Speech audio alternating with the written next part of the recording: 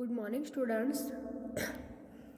Today I am going to start your standard 6 social science in geography subject.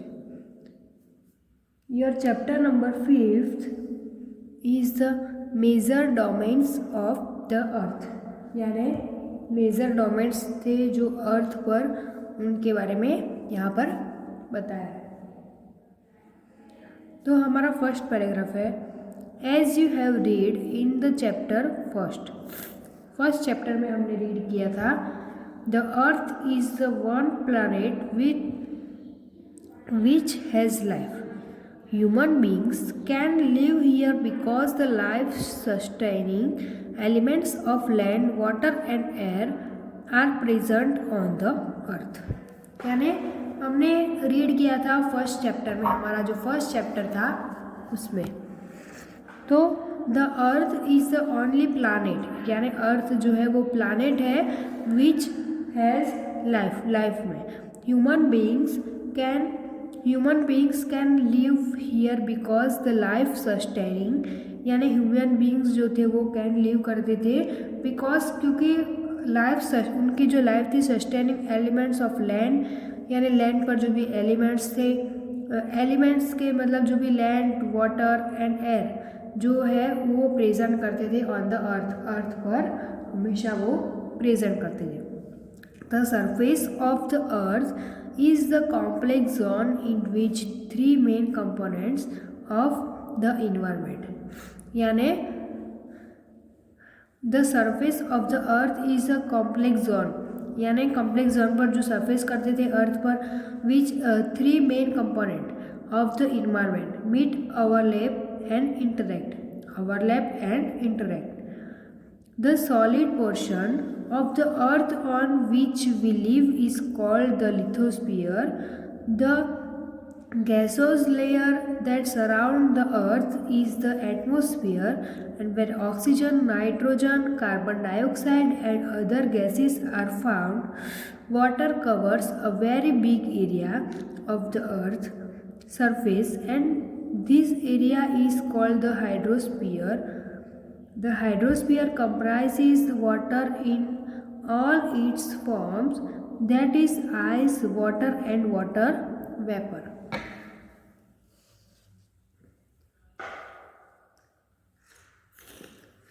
तो यहाँ पर बताया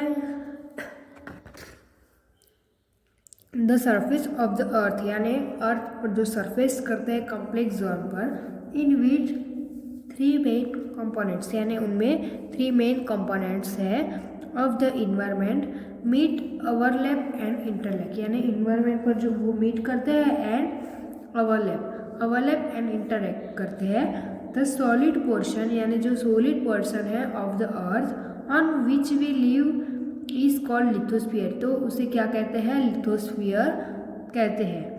the gases layers that surround the earth, यानी जो gases का लेयर है वो सराउंड करते हैं अर्थ पर, तो उसे क्या कहते हैं? Is the atmosphere. वो क्या है? एटमोस्फीयर है. Where oxygen, nitrogen, carbon dioxide and other gases are found, यानी जहाँ से ऑक्सीजन मिलता है, nitrogen, carbon dioxide and other gases भी जो जहाँ से फाउंड होते हैं, मिलते हैं, तो water covers a very big area of the earth surface, यानी वाटर भी कवर्स होता है वेरी बिग एरिया से, यानी अर्थ पर के सरफेस पर. And this area is called hydrosphere. उसे क्या कहा जाता है? Hydrosphere. The hydrosphere comprises water in all its form, यानी हाइड्रोस्फीयर कंप्राइज करता है water in all its form, यानी ऑल फॉर्म में वो कंप्राइज करता है. That is ice, water and water vapour, यानी वो क्या है? आइस भी होता है, water and water vapour. The biosphere is the narrow zone where we find land, water and air together which contains all forms of life. यानी जो biosphere है इज द नैरो जोन, यानी वो नैरो जोन पर है, where we वो find करता है land, water and air together, वो फाइंड करता है. विच contents all forms of life, यानी वो ऑल फॉर्म्स ऑफ मतलब कंटेंट करता है लाइफ में. तो उसमें हम फर्स्ट टॉपिक देखेंगे लिथोस्फीयर. तो उसका फर्स्ट पैराग्राफ है, the solid portion of the earth is called the lithosphere. It comprises the rocks of the earth's crust and the thin layers of soil that contain nutrient elements which sustain organism. तो यहाँ पर बताया जो solid portion है of the अर्थ, अर्थ पर जो solid portion है उसे क्या कहा जाता है, तो लिथोस्फीयर, उसे क्या कहा जाता है, lithosphere. It comprises the rocks of the earth, यानी वो कंप्राइजेज करते हैं rocks of earth, crust and thin layer, उसका लेयर कैसा होता है, थीन होता है और क्रस्ट होता है, of soil that contain nutrient element, वो कंटेन करते हैं न्यूट्रिएंट जो एलिमेंट्स होते हैं, विथ सस्टेन ऑर्गेनिज्म, यानी जो सस्टेन ऑर्गेनिज्म होते हैं उनसे भी कंटेन करते हैं. There are two main divisions of the earth surface, यानी उनमें टू मेन डिविजन्स है जो वो अर्थ सरफेस पर. तो the large land masses are known as the contents, large land masses are known as the continents and the huge water bodies are called the ocean basin. All the ocean of the world are connected with one another. Look at the map of the world, figure 5.1. Are all the land masses connected with one another? तो यहाँ पर इस paragraph में बताया जो there are two main divisions, यानी उसमें to main divisions होते हैं ऑफ द अर्थ सरफेस, यानी अर्थ सरफेस पर. तो वो कौन है, the large land masses are known as the continents, यानी जो अर्थ पर लैंड जो लार्ज लैंड मासेस होते हैं, लैंड मासेस होते हैं उसे क्या कहा जाता है, कंटिनेंट्स कहा जाता है. And the huge water bodies, यानी ह्यूज वाटर बॉडीज जो होते हैं आर कॉल्ड ओशियन बेसिन्स कहा जाता है, यानी वाटर का बहुत सारा पार्ट जो होता है उसे क्या कहा जाता है, ocean basins. All the ocean of the world are connected with one another, यानी जो सारे के सारे ओशियन जो होते हैं ऑफ द वर्ल्ड में वो कनेक्टेड होते हैं विथ अनदर, यानी विथ वन अनदर, वो दूसरे एक से अनदर कनेक्टेड होते हैं. Look at map of the world, figure 5.1. हम ये जो 5.1 में ये जो फिगर है उसमें लिखेंगे कि वो कनेक्टेड होते हैं कैसे. तो जो ओशियन जो है वो वर्ल्ड आर कनेक्टेड, मतलब वर्ल्ड में कनेक्टेड होते हैं विथ अनदर, यानी यहाँ से हम ये लिखेंगे तो Pacific, Antarctic ocean, Indian ocean, यहाँ पर पैसिफिक है, ओशियन है, तो वैसे वो लोग एक दूसरे से कनेक्टेड होते हैं विथ वन अनदर, ऐसे यहाँ पर लिखा है वो कनेक्टेड होते हैं. तो are all the land masses connected with one another, यानी आपको भी क्वेश्चन पूछा गया कि क्या ऑल लैंड मासेस भी ऐसे कनेक्टेड होते हैं विथ अनदर, यानी विथ अलग अलग वन अनदर से वो कनेक्टेड होते हैं. तो the level of sea water remains the same everywhere.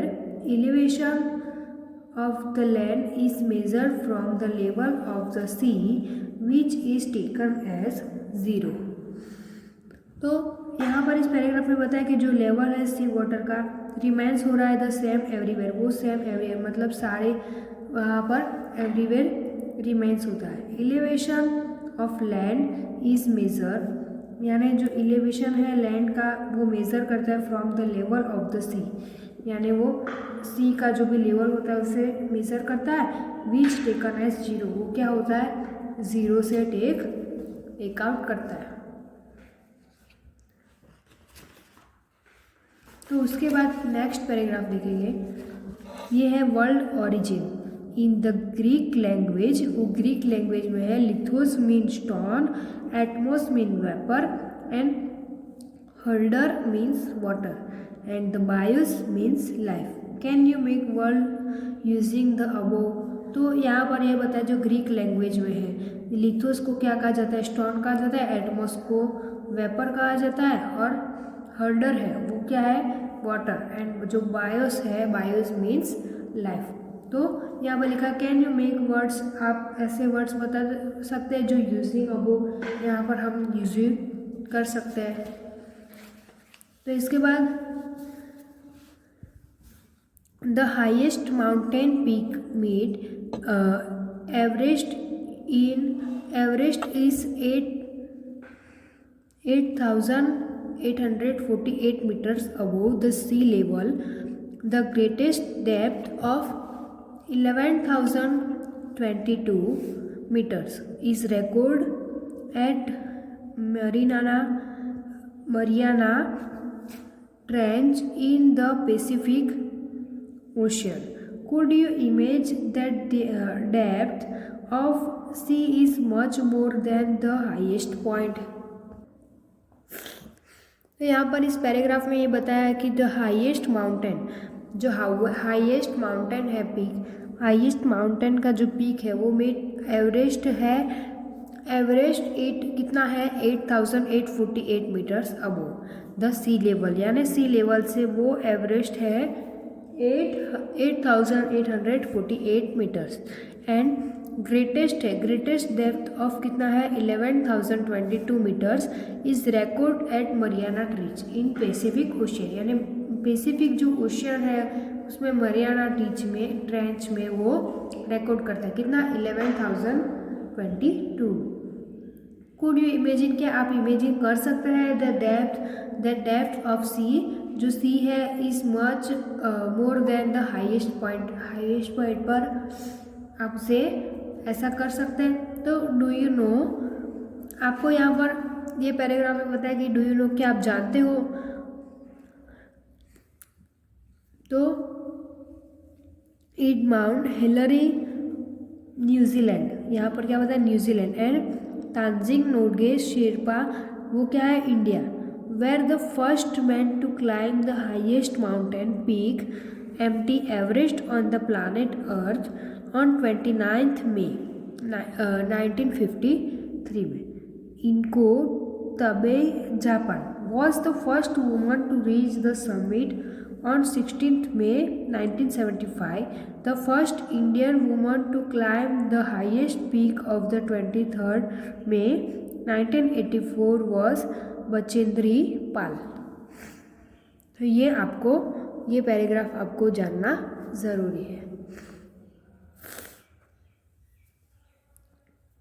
तो ये जो हिलरी है न्यूजीलैंड में और तेंजिंग नोर्गे है शेरपा जो इंडिया में, वेर द फर्स्ट मैन, वो फर्स्ट मैन थे टू क्लाइम हाईएस्ट माउंटेन, उन्होंने क्लाइम किया था हाईएस्ट माउंटेन पर। एंड पीक एम्प्टी एवरेस्ट, उन्होंने एम्प्टी मतलब पीक किया था एवरेस्ट ऑन द प्लानेट अर्थ कौन से दिन, तो 29 मई 1953 में। और जुनको तबे जो था वो जापान में वॉज द फर्स्ट वुमेन थी टू रीच द समिट, उन्होंने रीच किया था द समिट ऑन 16 मई 1975 में। और द फर्स्ट इंडियन वुमन थी जो इंडियन, वो जापान थी, अभी ये इंडियन वुमन जो थी उसने क्लाइम किया था द हाईएस्ट पीक क्लाइम किया था तो 23rd मई जो है 1984 में। वो कौन था, वो बचेंद्री पाल। वो कौन थी, बचेंद्री पाल, वो इंडियन वुमन थी first, and Japan woman first थी वो जुनको ताबे थी।